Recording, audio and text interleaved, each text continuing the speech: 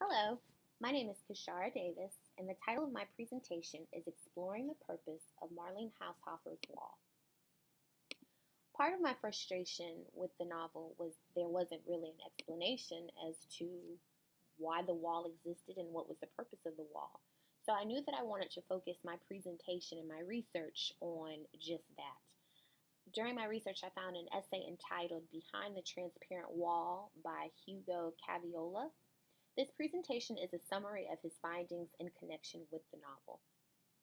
To begin, I'm going to start with a quote that I pulled from Caviola's essay, and it says, "To fully understand the hybrid nature of the wall, it has to be perceived as a result of the absolute cataclysm which shatters and erases the narrator's previous life." I started here because as I was reading the novel, I found it interesting that our narrator never seemed to really mourn the loss of her old life. Sure, she mentioned her daughters and missing them, specifically the old them in their younger years, but she never really seemed sad that she wasn't going to see them again.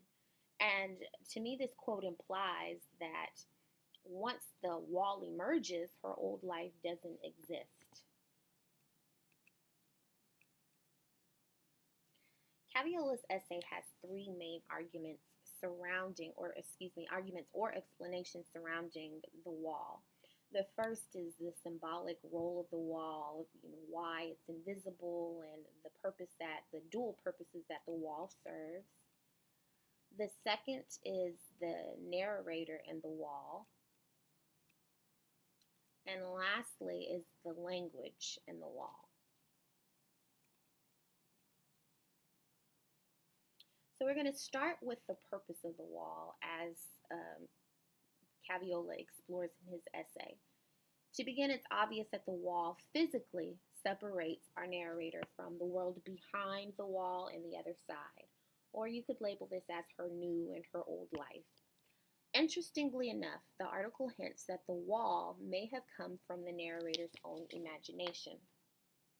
And it's interesting to me because as I read, there were times when I questioned if this wall were real or an invention of her imagination. When Caviola speaks of how the wall erases the basis of her previous social identity, that really made me think that if the wall was her own invention, it was to protect or to allow her new identity to be free from judgment. She speaks all the times of the roles and the issues that she faced in her old life, and perhaps this wall that she may have created in her own mind is now a barrier so that she is free from these judgments. This also leads us to why the wall may be invisible. Caviola argues that the wall serves as an allegory for the limited character of human knowledge. In his essay, he talks about how we can see the exterior world through the screen of our knowledge. However, we are unable to see the screen itself. We cannot know the foundation of our knowing. This is why the wall has to be invisible and why she's not even aware of the wall until she physically runs into this new existence. The text states that, fortunately, thanks to Link's obstruction, I had slowed down. For a few paces on, I gave my head a violent bump and stumbled backwards.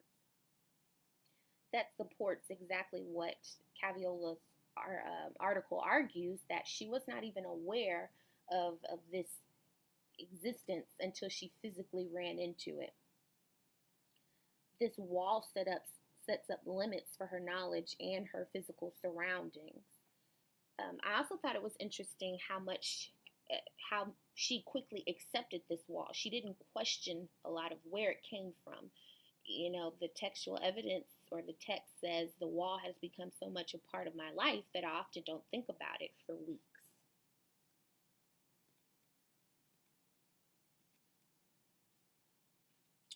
Next, we're going to explore what the wall represents to the narrator.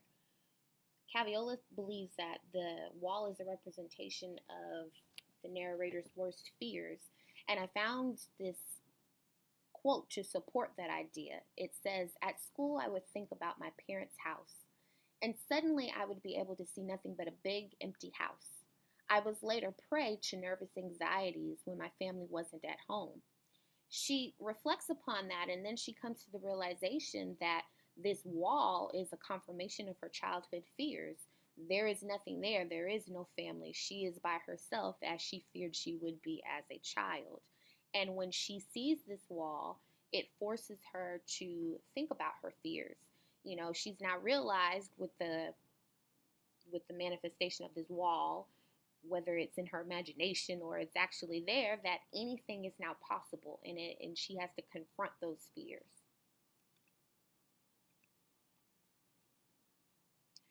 Lastly, we're going to talk about the language in the wall, and I thought this was rather interesting.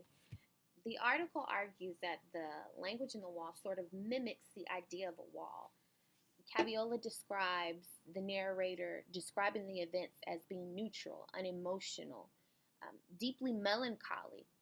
And his belief is that her words are forming a barrier for themselves to protect her from this newfound vulnerability. And I thought that was very interesting, how that makes sense, and it plays up this wall image that, well, the physical wall image, and now a play using the language to create a wall to protect her from her. She's exposed now. I encourage you all to read the article, especially those of you who struggled with trying to find some sort of meaning, with the wall and what it all means and where did it come from. The article was really informative. There are some things that, because of the time limitations, I could not really explore in this presentation, so I encourage you to look at the article yourself. I welcome any questions, and I hope you enjoyed my presentation. Thank you.